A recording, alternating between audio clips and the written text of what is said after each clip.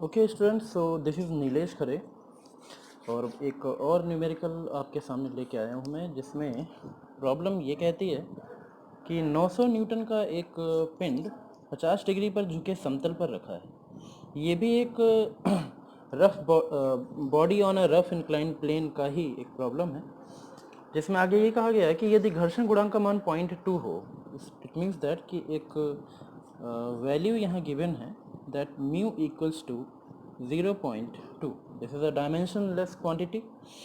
तो पिंड को ऊपर चलाने के लिए समतल के अनुदिश न्यूनतम बल ज्ञात कीजिए। बहुत इजी क्वेश्चन है, बस फिगर समझिए इसका। फर्स्ट लाइन क्या कहती है कि a body of weight 90 newton is placed on inclined plane which is inclined to the horizontal at 50 degree. So एक 50 डिग्री इंक्लाइंड एक बॉडी एक यहाँ पर प्लेन बनाएंगे। सो फर्स्ट ऑफ ऑल आप यहाँ ड्रॉ करेंगे एक हॉरिजॉन्टल लाइन, और इस हॉरिजॉन्टल लाइन से 50 डिग्री पर अप्रॉक्सीमेटली 50, यहाँ पर प्रोटेक्टर रख के बनाने की ज़रूरत नहीं है। ये मैंने एक बॉडी बना दी और इसका वेट दिखाऊंगा यहाँ से मैं नीचे की ओर, जिसकी वैल्यू है 900 Newton. Okay, so now the angle of inclination of this plane is 50 degree. Angle of inclination, झुकाव का कोण, ठीक है, 50 degree. If the value of coefficient of friction is 0.2, then the calculate minimum force along the plane, sorry, this is wrong written, along the plane to move it up, मतलब कि इसको ऊपर उठाने के लिए, ऊपर चढ़ाने के लिए, ऊपर चलायमान करने के लिए कितना मिनिमम फोर्स लगना चाहिए, बट वो जो फोर्स है that should be along the plane, ठीक है, समतल के अनुदिश न्यूनतम बल ज्ञात कीजिए। न्यूनतम बल, ठीक है, मतलब ये न्यूनतम बल का मतलब है कि आपको ऐसा नहीं कि ऊपर स्पीड में लेके भाग जाना है, बस इतना बल लगाना है ऊपर की ओर कि ये ऊपर की ओर चलने के कंडीशन में, स्टेज में आ जाए। तो सपोज दैट कि ऊपर की ओर हम एक एफ फोर्स लगाते हैं, जिससे ये ऊपर की ओर चलने के लिए कंडीशन में आ जाएगा।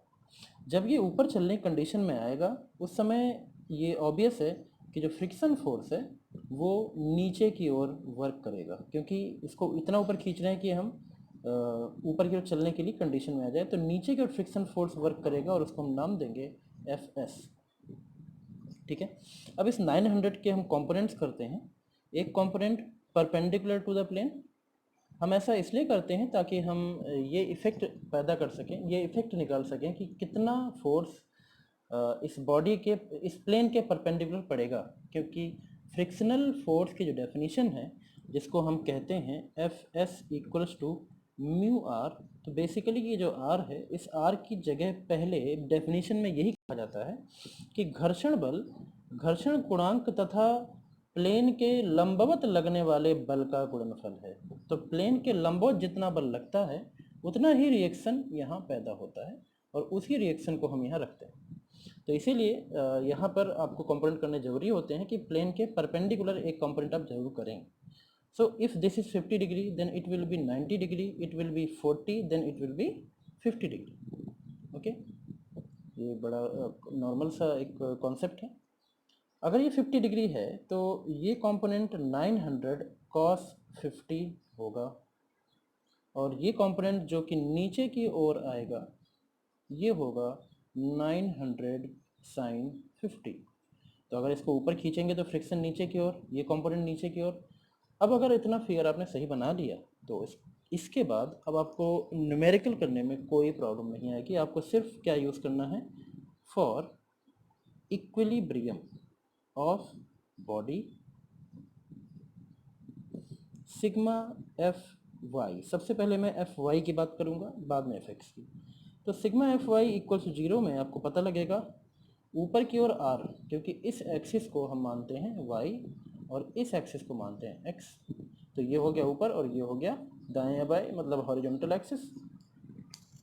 सो y for the y-axis, this is upward force and this is downward force. So r minus 900, because this is downward, so hence we have taken negative 900 cos 50 cos 50. Uh, there is no any other force present which is on the axis of y, so it will be r minus 900 cos 50 equals to 0. From this equation, when we simplify this, then we could find 900 r equals to 900 cos 50. इसको अभी हम यहीं पे रखते हैं और आगे चलते हैं. एक इक्वेशन आप यहाँ लगा चुके हैं, अगली इक्वेशन यहाँ लगेगी sigma F X equals to 0 पे. Sigma F X equals to 0 मतलब इसको आप एक्स एक्सेस मानिए, तो इसको पॉजिटिव एक्स और इसको नेगेटिव एक्स एक्सेस मानेंगे. पॉजिटिव एक्स मतलब इसको प्लस ना साइन देंगे और बाकी इन दोनों को नेगेटिव साइन देंगे. Minus F S minus 900 sine 50 equals to 0. So f equals to fs plus 900 sin 50. दोनों को हम साइड चेंज करेंगे, दोनों पॉजिटिव हो जाएंगे. आगे देखते हैं. f equals to F S की वैल्यू होती है म्यू इंटू आर, इसको हम यहाँ पुट कर देंगे, plus 900 sin 50. Now f equals to, because value of mu is 0.2 and value of r from the equation number 1, it will be 900 cos 50, and the rest of the rest terms of the equation are 900 sin 50. Okay, so when now we have to use calculator for the rest of calculation. Okay, so after the calculation, answer of this function will be f equals to 805.14 Newton. So this is the minimum force which will be required to move it. Okay, so practice कीजिए आप लोग ऐसे ही एक दो question और लेकर के.